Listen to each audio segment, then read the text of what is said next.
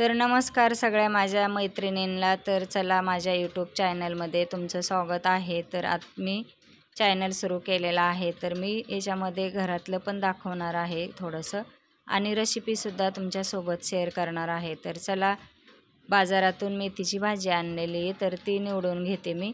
आणि कोथिंबीरसुद्धा आणलेली आहे, कारण आता पावसामुळं ना भाज्या थोड्याशा खराब निघतात, त्याच्यामुळं बाजारातून आणली अशीच लगेच साफ करून ठेवायची. तर इथं मी वांगे खूप दिवस झाला आणले नव्हते, तर आता वांगे पण आणलेले आहेत पाव किलो. मला चांगले दिसले त्याच्यामुळे मी पाव किलो वांगे घेऊन आले. त्याचीसुद्धा रेसिपी तुमच्यासोबत मी शेअर करेल उद्या परवा. तर आता इकडे मी मेथी चांगली निवडून घेते, त्याच्यानंतर कोथिंबीरसुद्धा निवडून घेणार आहे, कारण भाज्या फ्रीजमध्ये ठेवायच्या म्हटलं तर आधी साफ करूनच ठेवायच्या. तर आता अजून भाज्या घेतलेल्या आहेत मी. इथं वाटाणा घेतलेला आहे, गाजर, शिमला मिरची, बीट आणि फ्लावर आणि परसबीसुद्धा घेतलेली आहे. तर आता मला ह्याची पावभाजी बनवायची, म्हणून मी या सगळ्या भाज्या काढून बाजूला ठेवलेल्या आहेत. तर चला म्हटलं पावभाजी बनवायची, तर तुमच्यासोबतसुद्धा रेसिपी शेअर करावा. तर चला आता रेसिपीला सुरुवात करणार आहोत. तर आधी पहिल्या भाज्या निवडून घेते, त्याच्यानंतर चांगल्या धुवून घेते आणि नंतर बारीक कापायच्या ज्या भाज्या आहेत त्यासुद्धा बारीक कापून घेते. तर फ्लावर आणि बटाटा मी पाण्यात ठेवलेला आहे आणि इकडं ज्या भाज्या आधी धुवून नंतर कापून घेतलेल्या आहेत बारीक, कारण बटाटा असा ठेवला ना तर तो लगेचच काळा पडतो, त्याच्यामुळं पाण्यामध्ये ठेवून द्यायचा. आणि पावभाजी म्हटलं तर पाव आलेच, म्हणून पावसुद्धा आणलेले आहेत आणि पावभाजी मसालासुद्धा आणलेला आहे बादशहाचा. तर मला एव्हरेजचा मसाला मिळाला नाही, त्याच्यामुळे मी पावभाजीचा मसाला बादशहाचाच आणलेला आहे. तर आता इथं माझं आवरून झालेलं आहे. तर मी सकाळी येणं थोडंसं कोमट पाणी पिते, कारण ज्याला पित्ताचा त्रास वगैरे असेल त्याने नसेल त्यांनीसुद्धा पिलं तरी चालेल. थोडंसं कोमट करून घ्यायचं 1 ग्लास, आणि जास्त कडक करायचं नाही, आणि ते प्यायचं सकाळी लवकर उठल्याच्या नंतर ब्रश केल्यावर.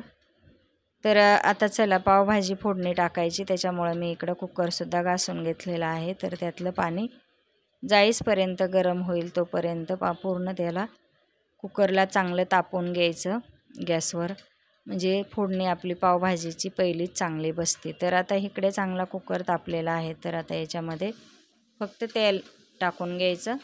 तेल चांगलं तापल्याच्या नंतरच त्याच्यामध्ये आता जिरे टाकून घ्यायचे, बाकी काहीच टाकायचं नाही. तर अशी साधी सिंपल सोप्या पद्धतीची रेसिपी आहे. तर तुम्ही म्हटलं चला तुमच्यासोबत शेअर करू, आणि आवडली तर तुम्हीसुद्धा अशा पद्धतीने पावभाजी करून पहा. तर इथं तेल चांगलं गरम झालेलं आहे. तर त्याच्यामध्ये मी 1-1.5 चमचा जिरे टाकून घेते. नंतर जिरे टाकायचे नाहीत, आत्ताच तुम्हाला टाकायचे तर टाकून घ्या. तर आता इकडे जिऱ्याची फोडणी देऊन सगळ्या भाज्या मी साईडला ठेवलेल्या आहेत पावभाजी बनवायची त्याच्यामुळं, तर त्या टाकून घेऊया. तर मी आता इकडे फ्लावर आणि बटाटा चांगला धुवून पाण्यामध्ये ठेवला होता, तो टाकून घेऊया.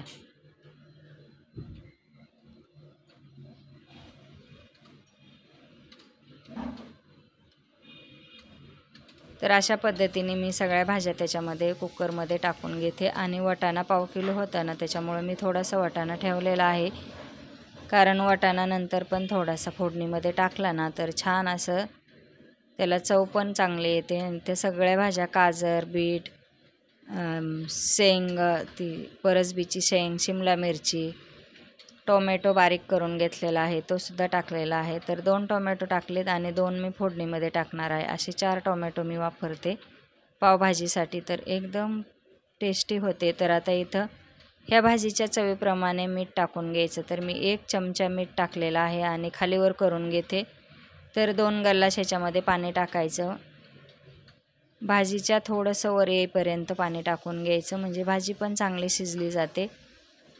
आणि कुकर वाटं झाकणा वाटं पाणी पण बाहेर येत नाही याची काळजी घ्यायची. जास्त पाणी टाकायचं नाही, तर भाजीच्या प्रमाणामध्येच पाणी टाकायचं. थोडंसं वर येईल एवढंच टाकून घ्यायचं. चला आता झाकण लावून कुकरच्या शिट्ट्या करून घ्यायच्या आहेत.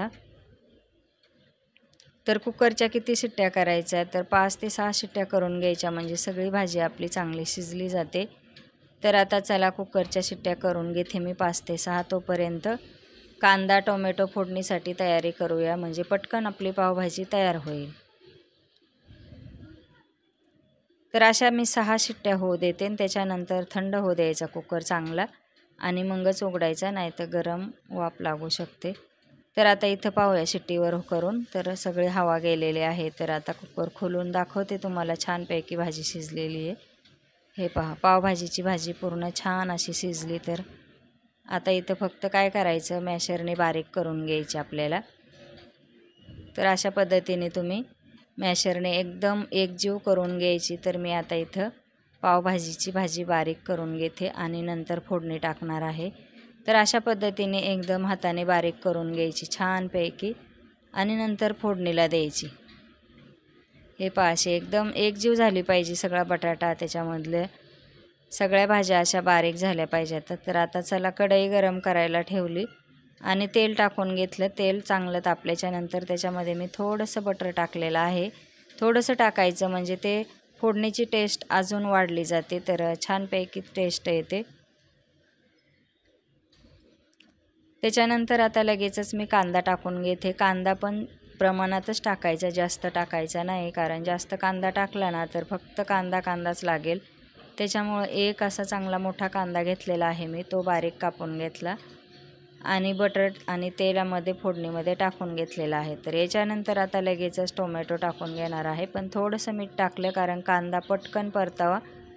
त्याच्यामुळं मी आता मीठ 1 चमचा टाकून घेतलेला आहे. तर मिठाचे प्रमाण तुम्ही पाहिले, भाजीमध्ये 1 चमचा टाकलेला आहे, फोडणीमध्ये 1. तर आता टाकलं नाही तरी चालेल, जर लागलं तरच टाकायचं. तर आता इथं 2 टोमॅटो मी बारीक चांगले कापून घेतलेले आहेत फोडणीसाठी आणि 2 भाज्यामध्ये टाकले होते.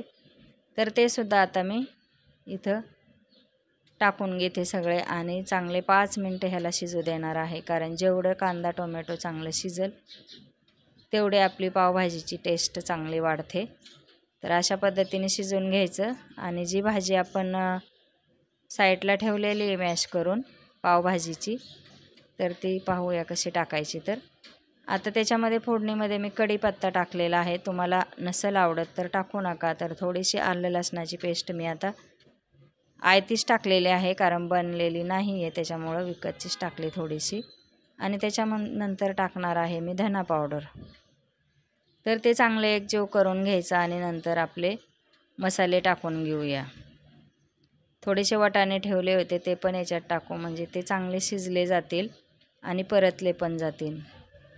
तर ह्याच कारणामुळं मी वाटाणे थोडेसे ठेवले होते, कारण छान वाटतात तसे पण. तर इकडं धना पावडर काढली मी, ती 2 चमचे टाकून घेते. 1 चमचा हळद टाकून घेते.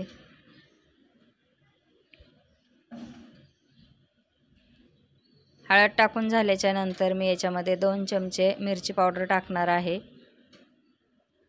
तिखटाचं प्रमाण तुमच्या आवडीनुसार टाका तुम्ही, म्हणजे कमी जास्त. तर इथं बादशहाचा पावभाजी मसाला आहे, तो टाकून घेतला. 10चं पॅकेट आहे, हे सगळंच टाकायचं. तर इथं आता चांगले मसाले परतून घ्यायचे आणि पावभाजी जी गोठून ठेवलेली आहे ना बारीक करून मॅशरने, ती याच्यामध्ये थोडे 1-2 चमचे ॲड करून घ्यायची, म्हणजे हा मसाला चांगला शिजला जातो. अशा पद्धतीने तुम्ही करून पहा, खूप छान अशी टेस्ट येते पावभाजीला. तर चला, छानपैकी असा मसाला पावभाजीचा तयार झालेला आहे. तर आता आपण जे पावभाजी आपण बारीक करून घेतलेली कुकरमध्ये ती टाकून घेऊया फोडणीची. तर छानपैकी जास्त पातळ पण नाही करायची आणि मीडियम साईडवर ठेवायची आणि एकदम घट्ट पण नाही करायची, कारण पावासोबत भाजी खाता आली पाहिजे. अशा पद्धतीने करून घ्यायची. तर पाणी जास्त टाकायचं नाही.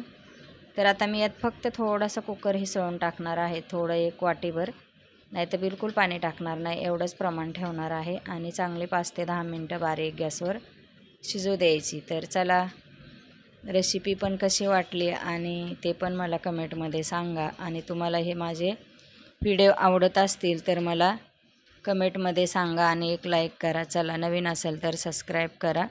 बाय बाय सगळ्यांना.